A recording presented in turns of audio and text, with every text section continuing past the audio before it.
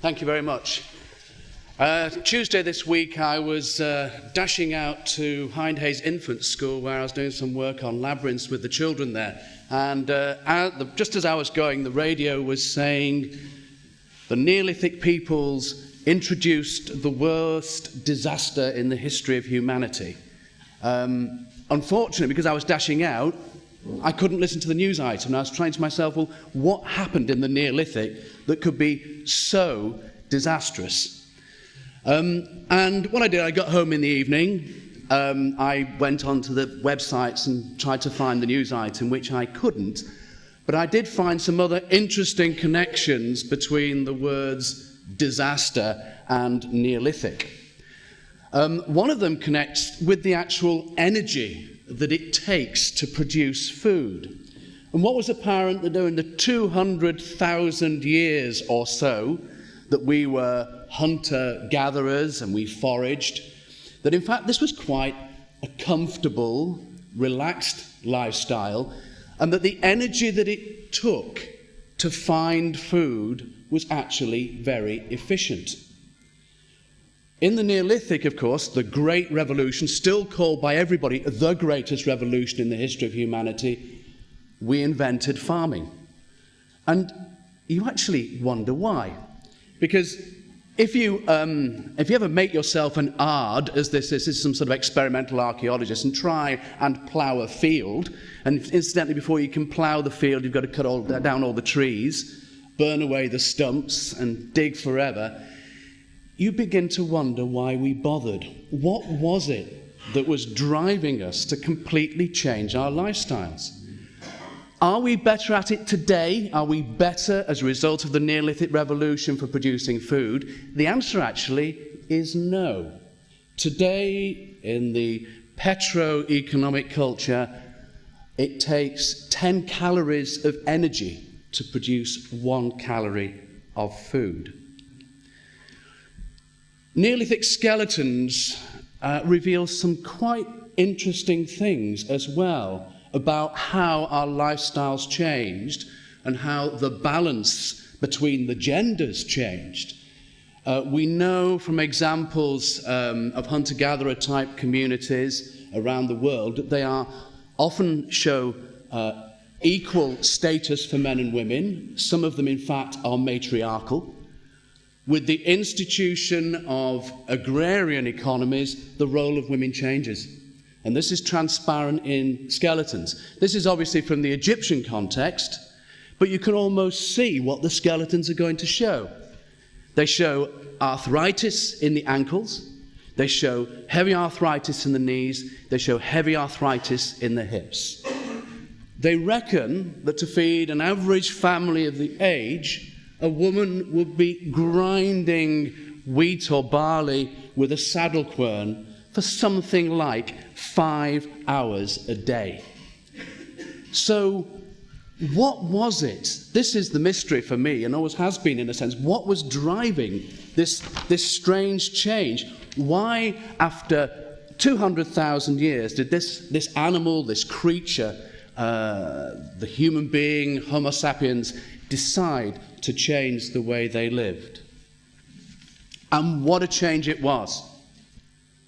In the space of a few centuries, from living simply, nomadically, wandering from place to place, leaving virtually no trace behind of our activities, we're building huge and magnificent monuments such as this. We're going from a culture of small groups, small clans of 50 or so people, operating a sort of cyclic existence, going to the sea at certain seasons, going to the forests at other seasons, to the age of empire. It's worth bearing in mind, yes, we were building Stonehenge here, yes, we were building Newgrange, but in the Egyptian Neolithic, in the Egyptian Stone Age, they built the Great Pyramid. This was a tremendous change, and it's a change that happened very, very suddenly. Now, I'm going to be focusing on passage graves and looking at the sort of puzzles that they present. But first I need to say a little bit, in case you are not fully aware, of what a passage grave is and what makes it distinctive. This particular passage grave is on Anglesey, Bryn-Celyn, and what you see are the sort of classic configurations, surrounded by what are called curbstones, which retain the mound. There is a long passageway going into the core of the tomb, in which there is usually quite a spacious chamber.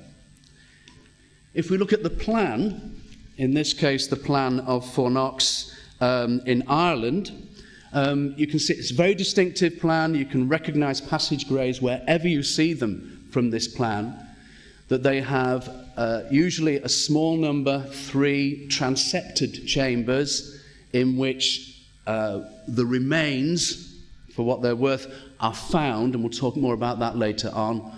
You've got the distinctive passage going into this ceremonial area. The other thing that makes them distinctive is passage grave art. And this passage grave art, with very similar configurations, is found all the way from southern Spain to the northernmost parts of the British Isles. We've never managed to interpret this particular artwork. There have been people who have tried, but at the minute, the symbolism, the meaning of all of this remains quite a mystery to us.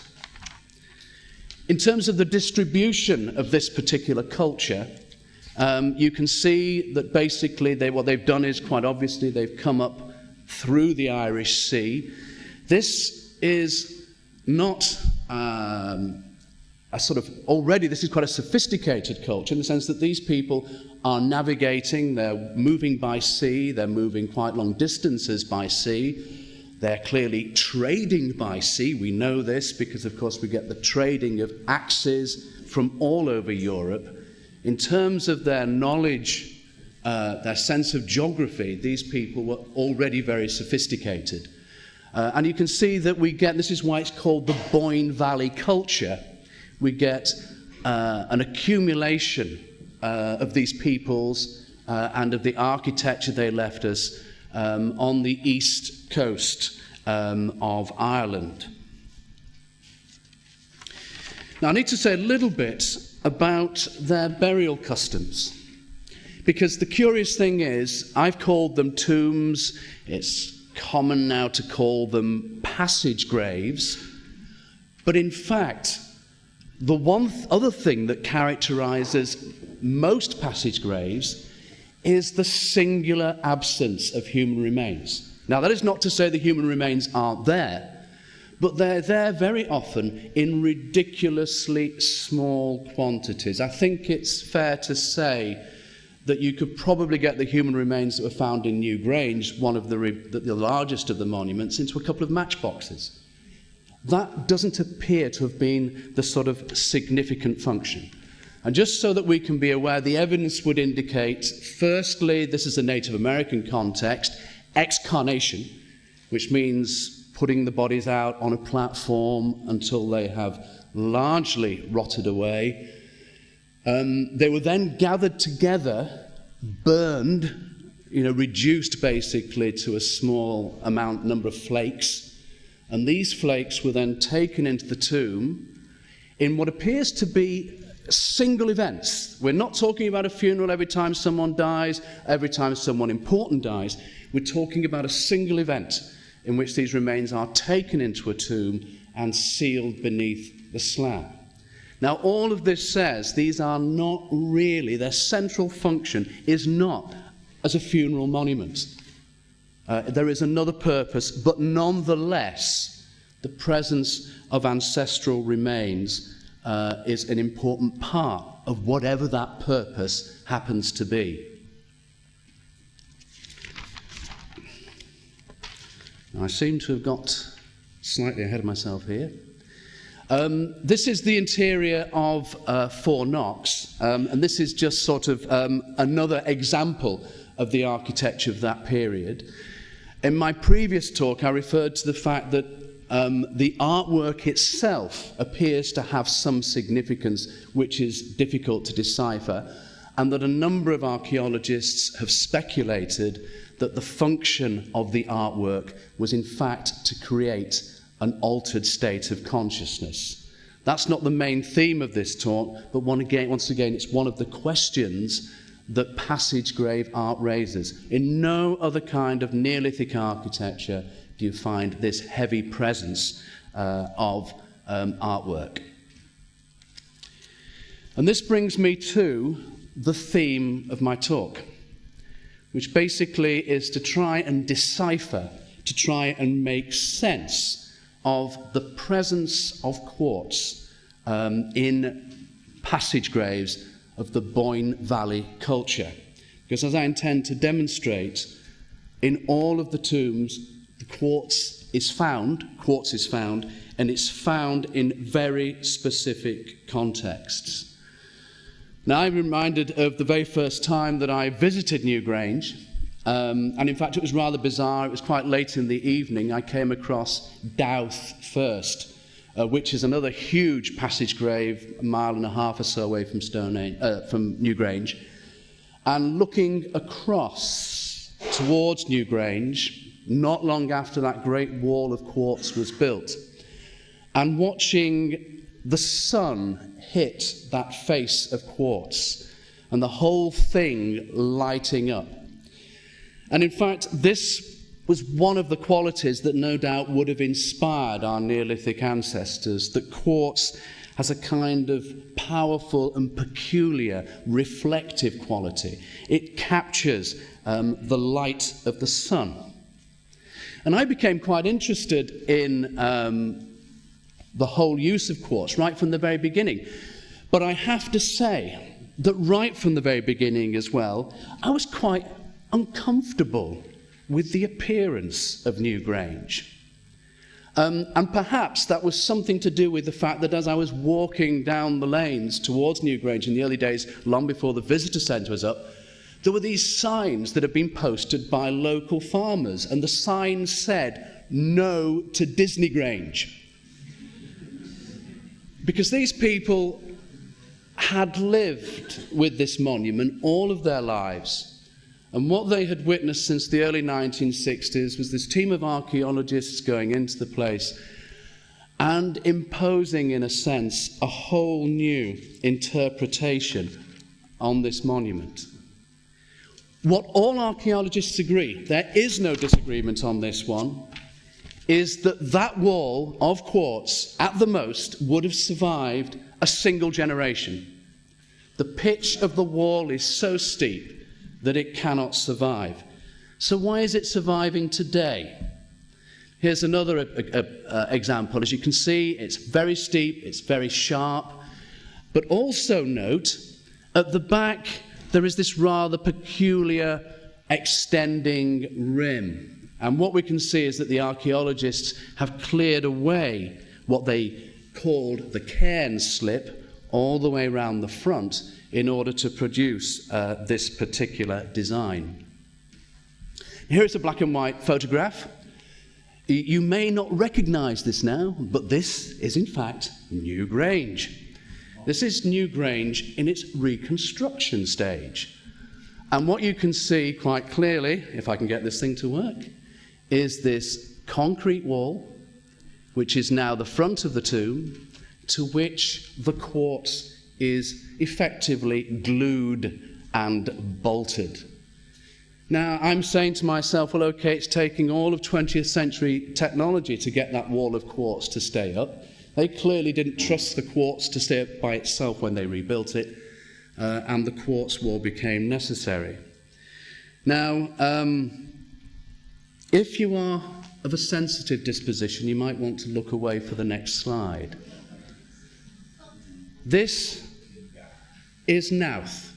This is the huge passage grave just down the road from Newgrange, under reconstruction when I first visited it. And as you can see, the point that was said earlier on in the talk about archaeologists appropriating these sites, doing what they want to do with them, imposing their interpretation on them, has some rather drastic and unfortunate consequences. And as you can see, the graceful slope that you will see at Knowth today, if you visit, beautiful passage, looks gorgeous. But at the end of the day, that graceful shape, as you can see, is sustained by reinforced concrete. When I visited, which was quite early on in its reconstruction, as you can see, I noticed that there were huge blocks of polystyrene lying around on site. And I innocently asked what the polystyrene was for. And they told me that the polystyrene was in fact going into the mound of Knowth, because they were a little bit concerned that after moving bulldozers over it all those times, that the chambers and the passage might collapse if they didn't take some of the weight of it.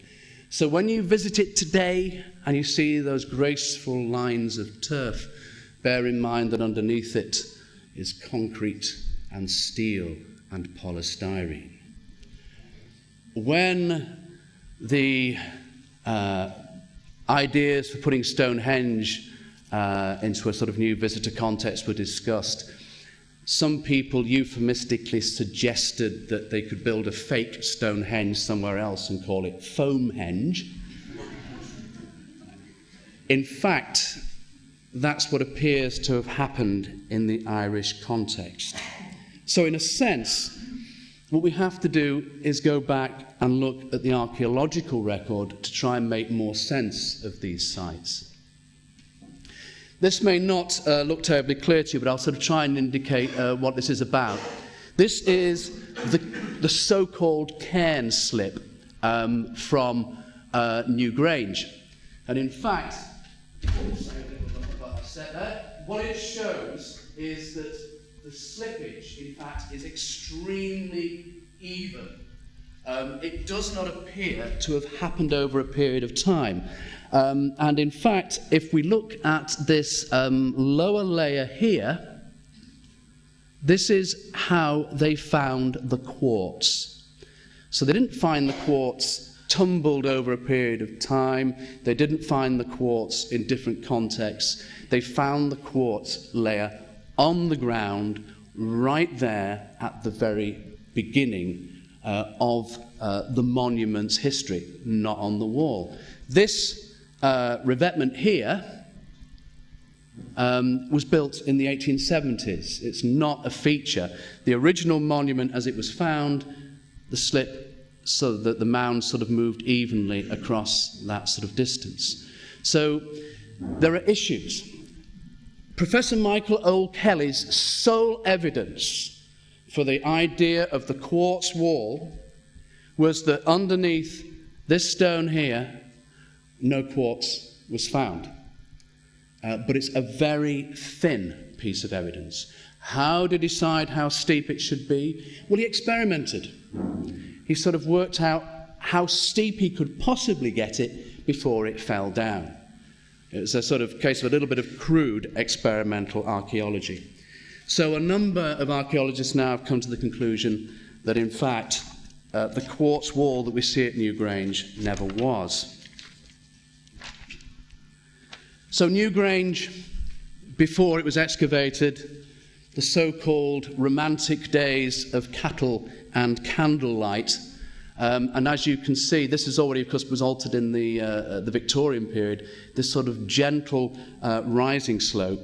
But this means we need to think a little bit more carefully about how the quartz was used and why it was used not as a wall, not as decoration, but as a ring of quartz running round the base of the tomb. And in that context, it matches other contexts.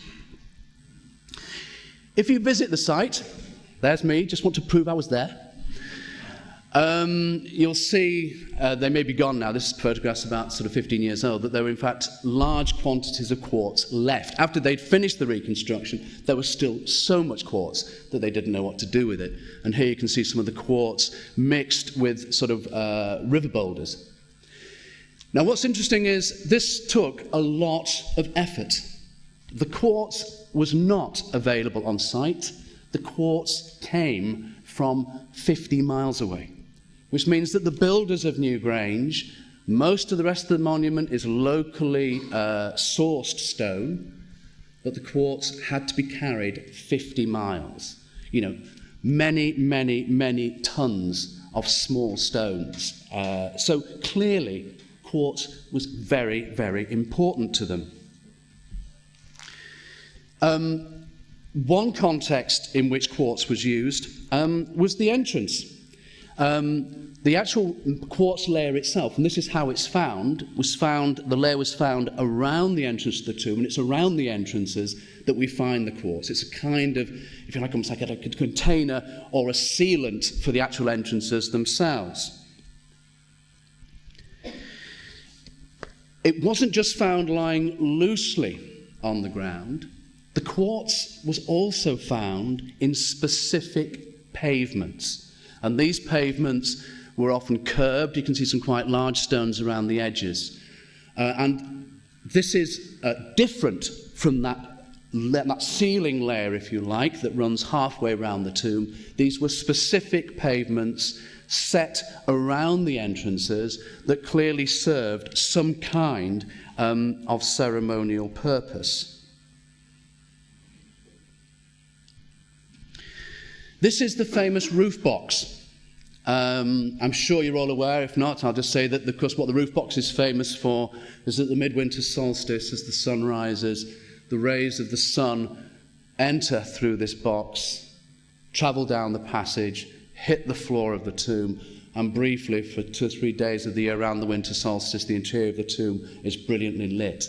That's just to remind us that whilst I'm talking about quartz, the celestial relationship of these tombs, the association with the stars and the moving sky, really cannot be doubted.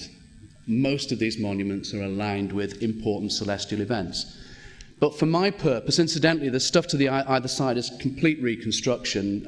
Even the archaeologists who did it will say that that stuff was never there.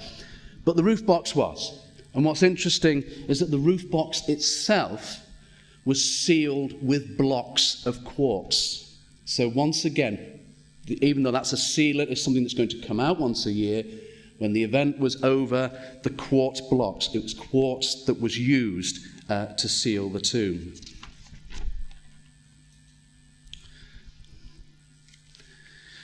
This is taking you back across to Knowth, as it now appears today. As you can see, the concrete reinforcement has disappeared under a nice, luxuriant layer of grass.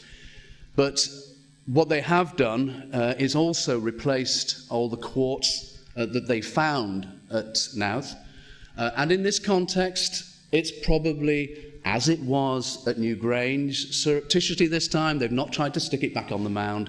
They're accepting that it was a kind of sealing layer that was placed around the tomb itself. And again, I don't want to keep hammering this point, but for me it is important.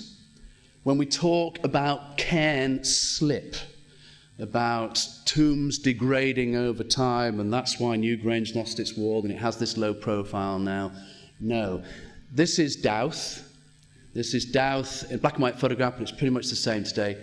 Look at the steepness of that profile, look at the stones, and as you can see, no cairn slip. The Neolithic builders knew what they were doing. They were very, very good at what they were doing. They were brilliant. And the changes that took place in Newgrange are to do with deliberate alteration, deliberate changes by the Neolithic people following its initial use and by later generations. This, incidentally, I just show this for romantic reasons. This is that view that I mentioned across from, this is the Knowth crater, as it's called. They tried to find, another good archaeology for you here. In the 1840s, they used gunpowder to try and find the central tomb chamber. So this huge crater was literally blasted out of the heart of Knowth. In the distance, you can just see that white area there. This is that glorious effect that I witnessed. That's Newgrange. When the sun hits that, it completely lights up. But Knowth was blasted with gunpowder repeatedly, and it survived. So the idea of cairn slip, as I say, does not really hold water as far as Newgrange is concerned. Just one more shot of Knowth to show that you can sort of, if you choose to visit it today, the curbstones are all still in place too. This takes me, we're still in County Meath, we're still in Ireland, and this brings me to a place called Loughcrew, which has 70 or 80 passage graves over a stretch of hills. Very well worth a visit. The evidence for quartz here comes from late Victorian records. William Copeland Borlase visited the site. Sadly, for reasons which, in fact, I was discussing this with another speaker earlier on, the quartz seems to disappear. It walks, tourists take it and all sorts of things. But what is quite clearly given in the archaeological record that here, again in this passage grave, we have quartz in very specific contexts. There was, again, a thick layer of quartz surrounding this particular monument. So quartz is found again. And the other thing that's referred to, which is something else that is found, was no longer there again, gone. But on the slopes at the entrance to this particular tomb was a quartz standing stone. So we also find quartz not just used as a ceiling layer, but also as a standing stone, usually associated with some celestial event again. But as I say, the standing stone here is gone, so we can't really talk about the specific purpose in terms of any orientation. Back to Bryn Celyn, which I mentioned earlier. And again, it was reading this a couple of years ago that made me sort of finally twig that something very specific was going on.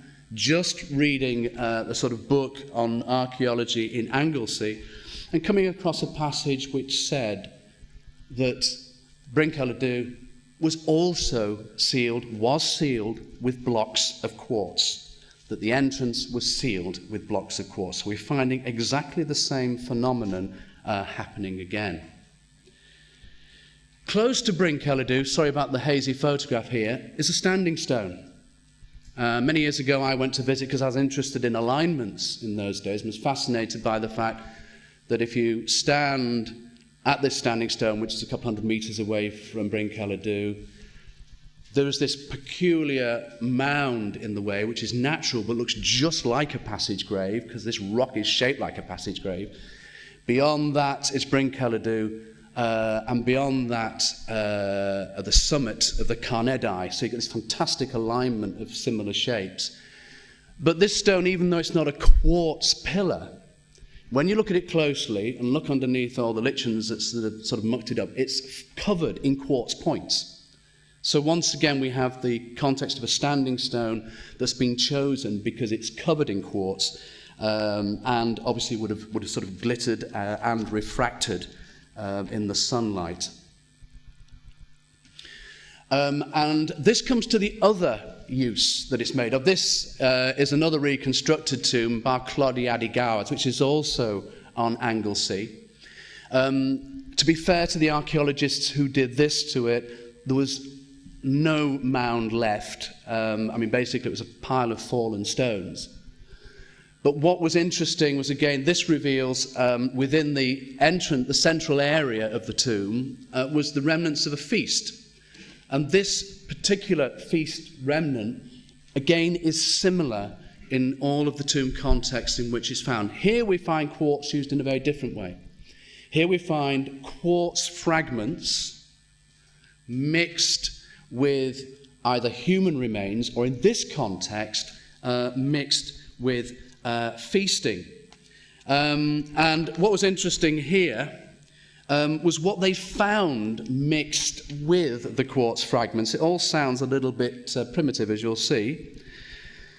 The stew, I'll read from the actual archaeological account, sealed by the layer of quartz, consisted of whiting, that's fish, eel, frog, toad, grass snake, mouse, shrew, and hare.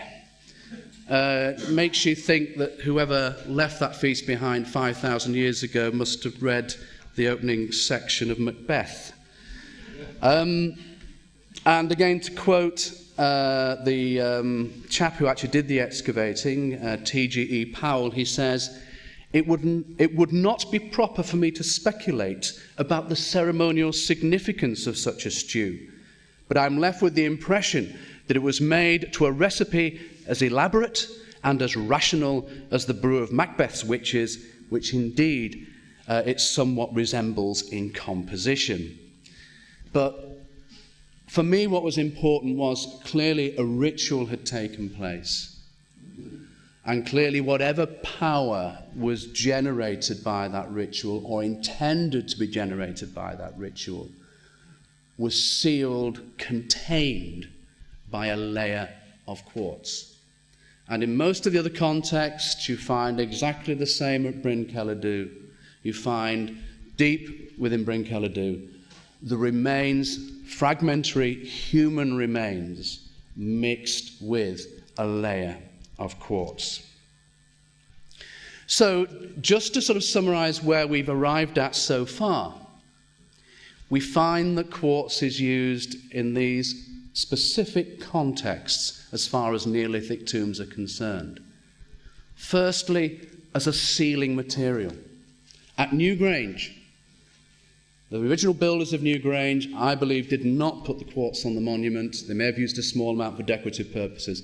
They used it as a ring of white crystal to seal the entrances. That same ring at Knowth is found. There's two tombs in Knowth. There's one facing in either direction related to the spring and the winter equinoxes. You find that same ring of quartz sealing and containing. There are pavements, and all of these tombs have pavements, that is specific quartz settings apart from the sealing layer. A pavement of white quartz, clearly there for some kind of purpose. We find the quartz in small fragments, sealing either human remains or feasting remains within the context of the tomb. And we find it in some contexts, not all, as a standing stone, either inside the tomb itself or on the exterior of the tomb.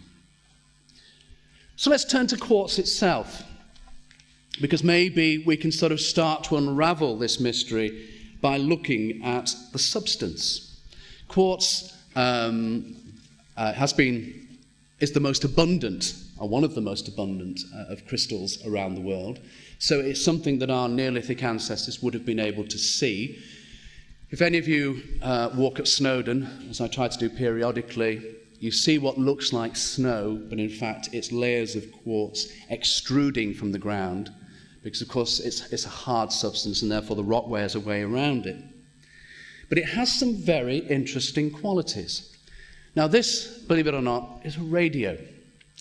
And it works as a radio without any electricity. This radio, crystal radio sets, which apparently people were making for themselves during the Depression in America when they couldn't afford radios, just requires a few domestic items. You don't need these bits because they're for tuning. So if you're just making a radio set for a local station, by experimenting with the length of wire you've got, you can make a radio. So all you need is to stick a piece of wire in the ground, have another piece of wire that goes into the ether to pick up the radio waves, and get yourself one of these earpieces. And you'll be able to pick up radio stations. Now the earpiece is what is interesting, because these are called crystal earpieces, and what they have in them is a flake of quartz. Quartz is one of the most energetic producers of electricity. So basically what happens is the electricity hits the piece of quartz, just the small amounts that are traveling in the form of radio waves through the ether, converts the electrical discharge, makes that piece of quartz vibrate, and the vibrating quartz creates the sound. Now you can try it out for yourself, as I say, that's all the technology there is to sort of with the more simple radios, which is why radio was invented way back in the 19th century. There was nothing massively complex about it, but it does raise some very, very interesting questions about how long ago? Has it been invented before? Has somebody else come across this peculiar phenomenon long before we did? Quartz has other fascinating functions. One of the main ones is that if you pass an electrical discharge through it, it vibrates at a very, very specific frequency, which is why most of us will be wearing a watch which contains a piece of quartz. Most of the timepieces in the world today require the use of quartz, and it's this particular quality which has meant that quartz, in fact, is used in thousands of different contexts in modern technology. Quartz, of course, is used also to generate quite powerful bursts of electricity. The piezoelectric effect of quartz means that if you bang a piece of quartz, compress it, you get an electrical discharge. Hence the fact that when you use one of these little lighters to light a gas fire, click, it's a piece of quartz that's been hit, and that produces the electrical discharge. Now, we know that ancient cultures around the world did use quartz. Sorry about the sort of rather stereotypical image of a shaman, but what we do know is that shamans around the world carry bags of quartz with them. You won't find a shaman, a shaman worth his salt that doesn't use quartz. Now, this is another thing which I find very interesting.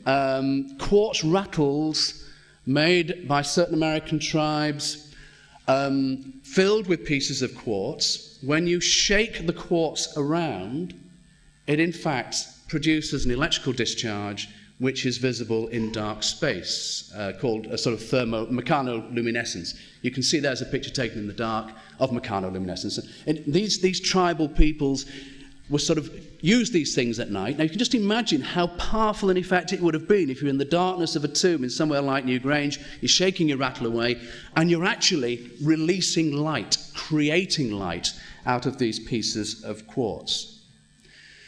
Aborigines make a phenomenal use of quartz. All of their rituals connected with making someone a shaman to do with driving quartz into the body. Some quite bloody ceremonies involved where the initiate is being rubbed hard with quartz crystals to sort of spiritually, if you like, drive the quartz into their body. They're made to drink a drink containing ground up quartz. Quartz is seen as the sort of energetic source of their power. And a lot of this is probably connected to the idea of creation, the idea of the rainbow serpent, because, of course, one of the things that quartz does as it refracts is to produce rainbow colours. This was the stone of the sun for the Celts. It is also the stone of the sky as far as the Aboriginal cultures are concerned. It comes from the sky. It contains the energy of celestial bodies.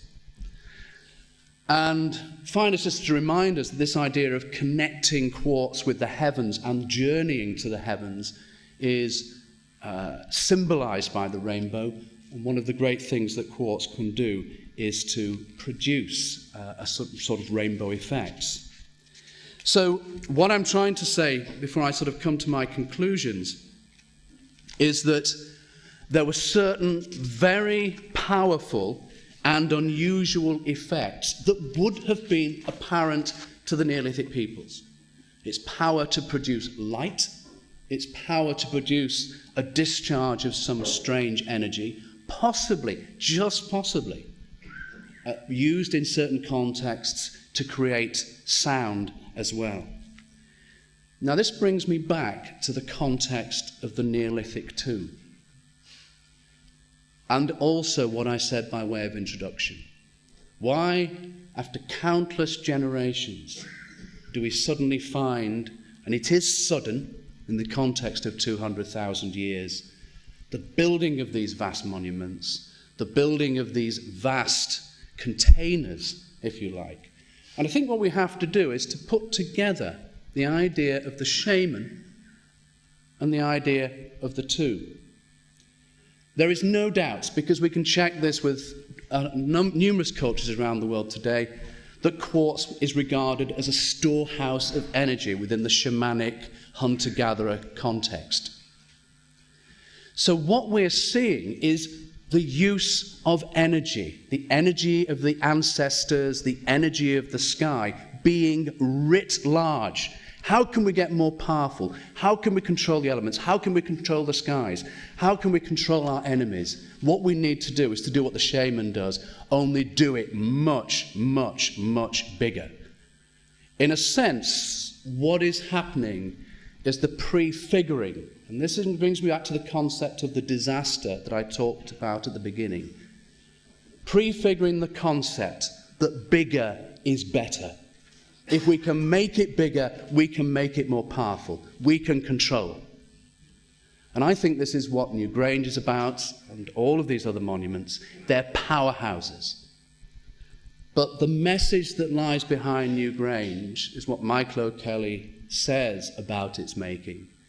He says it took so much turf to make that mound that they would have had to strip miles of fields around, and there would have been ecological damage for generations as a result of the building of that monument.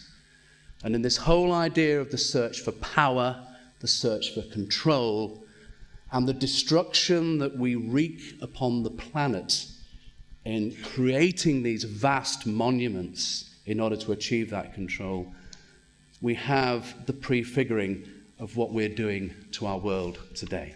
Thank you.